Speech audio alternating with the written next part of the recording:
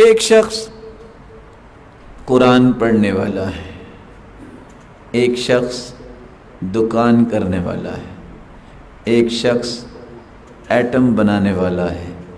سارے کام یہ اچھے ہیں نا، مسلمانوں کو ضرورت ہے نا. اللہ مسلمان سائنسدانوں کی حفاظت فرمائے. ایک شخص لیڈ کرنے والا ہے، ایک شخص دشمن کے سامنے سینہ تان کے کھڑا ہے اور وطن عزیز پہ کسی بھی ناپاک قدم کو رکھنے کا موقع نہیں دے رہا. سارے اچھے کام ہیں نا، اور سب کے لیے دعا کرنی چاہیے نا، اللہ سب کی حفاظت فرمائے. لیکن فیصلہ کیا کر دیا؟ فیصلہ یہ کر دیا، رسول اللہ صلی اللہ علیہ وسلم نے فرمایا الماہر بالقرآن مع السفرۃ الکرام البررہ. قیامت کو صفیں لگیں گی، انبیاء کی صف، اولیاء کی صف، تاجروں کی صف، حافظ قرآن کی صف، اور وہاں وامتازوا اليوم ایھا المجرمون، مجرموں کی صف، چور الگ، ڈکیت الگ. ان ساری صفوں میں سے صرف ایک ہستی کا نام آیا ہے. اللہ فرمائیں گے او قاری قرآن، او صاحب قرآن، او حافظ قرآن، اب تم خاک کی صفوں سے نکلو، آ جاؤ ان صفوں میں جن صفوں میں جبریل امین کھڑے ہیں. فرق ہو گیا نا. یہ صرف امتیاز کس کے لیے ہے؟ قرآن والے کے لیے، اس کے برابر کوئی نہیں. لیکن اگر قرآن والا شاپ پہ بیٹھا ہے تو ڈبل ہو گیا نا. قرآن والا اگر وہ میدان جہاد میں کفر کے سامنے کھڑا ہے تو ڈبل انعام ہوگا نا. لیکن بنیادی سبب کیا بیان کیا کہ یہ آواز اس دن صرف لگے گی تو کن کو؟ قرآن والوں کو. اللہ عز و جلال ہمارے بچوں کو بھی قرآن والا بنائے. ساری دنیا کھڑی ہوگی، سب کو انعام ملے گا جنہوں نے نیک اعمال کی، سب کو اللہ جنت دیں گے جنہوں نے نیکیاں کی. لیکن ایک شخص ایک ذات ایسی ہے جس کو اللہ بلائیں گے. کیا کہیں گے؟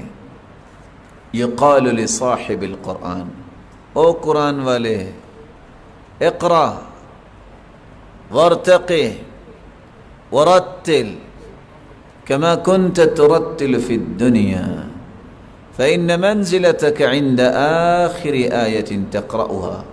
او قرآن والے، باقیوں کی باتیں میں نے سن لی، تیرا قرآن میں پوری کائنات کو سنانا چاہتا ہوں.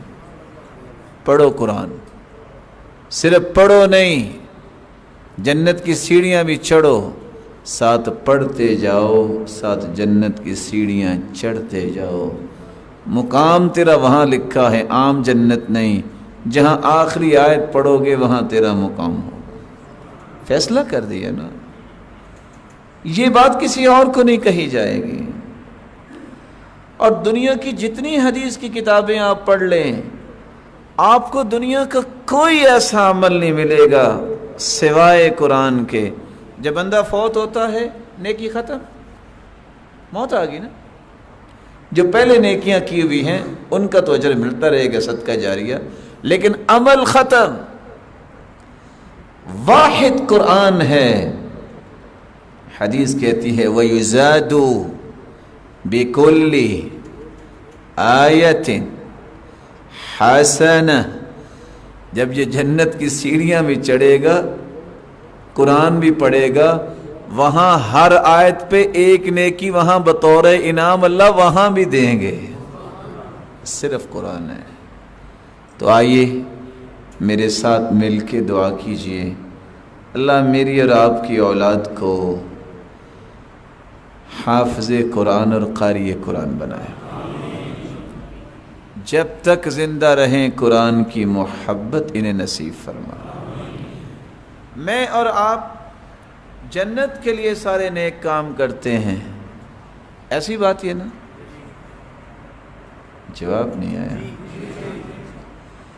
ایک وہ ہستیاں ہیں جنت کہتی ہے یا اللہ انہیں ہمارے پاس بھیج دے۔ ان الجنہ لتشتاق الى علی وعمار وسلمان، جنت مشتاق ہے اس بات کی کب میرے پاس سلمان آئے گا، کب میرے پاس علی آئے گا، کب میرے پاس عمار آئے گا۔